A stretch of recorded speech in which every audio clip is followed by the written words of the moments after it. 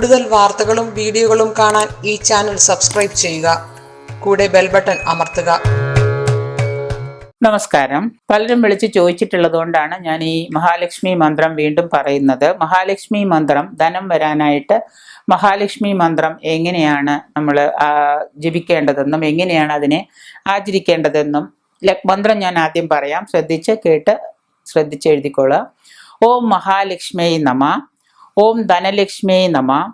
ഓം ദാരിദ്ര്യ ദുഃഖ വിനാശിന്യേ നമ. ഓം പ്രപഞ്ച ശോക വിനാശിന്യേ നമ. ഓം സത്യധർമ്മ നിലയായേ നമ. ഓം പ്രസാദാഭിമുഖ്യൈ നമ. ഓം നിത്യസമ്പുഷ്ടായേ നമ. ഓം സർവദുഃഖ വിനാശിന്യേ നമ. ഓം പരമാനന്ദ സ്വരൂപായേ നമ. ഓം അനുഗ്രഹദായേ നമ. ഓം അമൃതായേ നമ. ഓം ധനധാന്യ സംപ്രദായിന്യേ നമ. ഓം പ്രസാദാഭിമുഖ നമ. ഓം സർവാഭീഷ്ട പരമപ്രദായിന്യേ നമ. ഓം ഭക്തപ്രിയായേ നമ.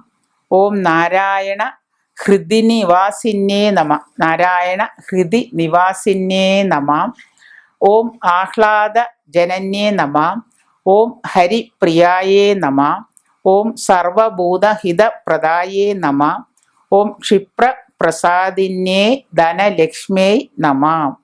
ഈ മന്ത്രങ്ങള് പുലർക്കാലത്തും സന്ധ്യാസമയത്തും ധനലക്ഷ്മി ദേവിയുടെ ചിത്രത്തിന് മുന്നില് നിലവിളക്ക് തെളിയിച്ച് നെയ്യൊഴിച്ച് കത്തിച്ച്